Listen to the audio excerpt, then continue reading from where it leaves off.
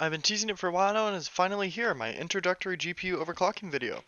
So the first thing you're going to want to do is navigate down to the video's description to click on my link to get to MSI Afterburner's download site. You're going to go ahead and install it with this button and open up this file. Double click the application or right click and select open. And different ones work better different times. It's really just luck of the draw. And then just go ahead and click on through the installer. Just, accept that, sign your soul away to the devil or whatever, yada yada yada. Through the power of movie magic, it's done installing.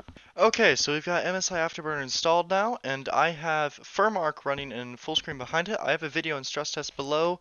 Go ahead and grab Furmark from the link in that, as in I have the video that I have to stress test linked below, and that one has a link to Furmark, but I'll also put the link to Furmark in the description below. So your choice, but the stress test video is a good thing, so just watch it. Anyway, we've got our running at stock settings right now, and I'm going to start overclocking. So this is more going to be a process video instead of like a if you do exactly this, and this, you should get X amount of increase in performance for whatever, and yada yada yada. This is more just a, if you want to overclock, this is the overall process. So, stress test. Furmark is not the best stress test out there. I would recommend 3D Mark stress test over it, or just running the benchmark repeatedly, but 3D Mark stress test costs money. This one is free, so that's a big plus. You can also get the ROG version of Furmark, which has some cool features like an artifact scanner to help you, especially with memory overclocking. But anyway, that's all fine and good. To be honest, the best stress test out there is just running a game. Core voltage was at 1150. I'm going to go 1162, increasing by about 12 millivolts because I just find that that works well with my card.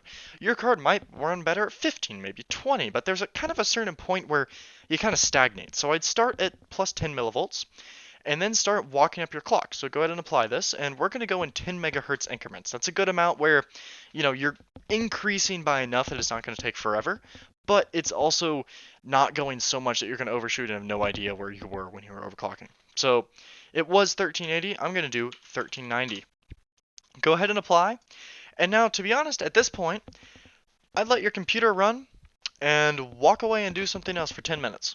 Come back and see if it's still running. If it's still running, shoot her up to 1400. And then 1410. And 1420, and so on and so forth, until maybe you stagnate at, let's say it's 1460. That's about where my card's happy. So, once you have your core clock dialed in as high as you can get it to go before it starts crashing, you're going to start working your memory clock. This one I find is a lot easier because your GPU will just go there. Furmark went right up to 2010. Now, 2020, bam, right there. Core clocks fluctuate a lot more because your computer will go between different power states. There's all these different things that affect it. Memory clock is just, you set it there, it sits there. It's really nice. Although MSI Afterburner doesn't allow you voltage control over the memory clock, at least as I understand. Well, sorry, the memory modules. So that makes overclocking a little more complicated, but this is an introductory overclocking video, not an advanced one. That's for later. So, yeah, basically the overall methodology. Increase your core voltage by 10 or so millivolts. Start walking up your clocks by 10 to 20 megahertz steps at a time.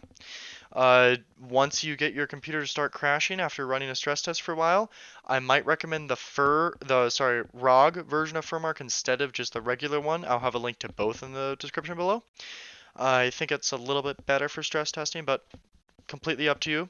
And then once you have your computer starts crashing from the core clock, dial it back, find a row to run stably, and then start boosting that memory clock. And once you think you're stable, go ahead, hop in a game. I almost guarantee you it will crash at first. Almost 100%.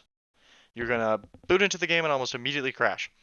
Go to core clock and memory clock, walk them both down 15 megahertz, boot it again. If you immediately crash again, another 15, and keep on doing that until you run stably. So you're kind of overshooting and then pulling back.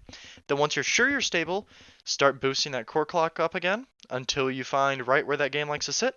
Do the same with your memory clock, and then you should be about good to go. You don't want to be quite on the razor edge because different games will load up your GPU at different amounts.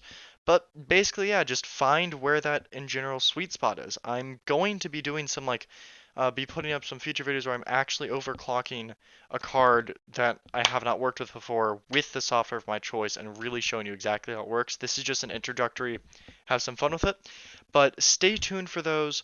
I hope you enjoyed this video. Please leave a comment in the script in the below if you have any questions, and especially since I am a very small YouTube channel, I would be happy to respond to any of your questions or comments and guide you through the process. One final thing, this is the ROG version of Furmark. You don't need anything ROG to use it. It's just has a ROG furry eye thing on it.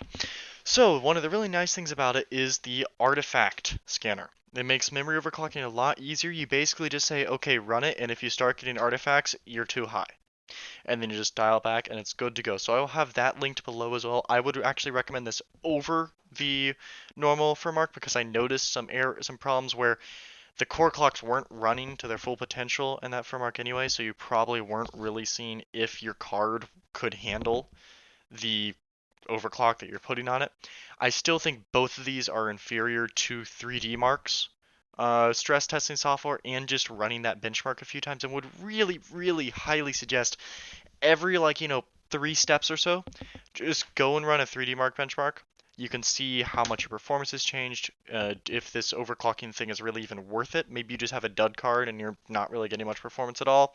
Although, admittedly, you should only expect maybe at most 5 to 10% performance uplift. That would be an amazing overclock. But just run 3D Mark's benchmark some. It resembles what the actual load of a game a lot more. And then once you're done with everything, find some game, boot into a non-comp game, find a single player mode that you can play that you won't risk corrupting a save file, and just play for an hour, half an hour, something like that. If your computer crashes, walk back the clocks. If it runs fine, you should be good to go. So once again, thank you so much for watching. I really hope you enjoyed it, and please leave any comments with any questions you may have.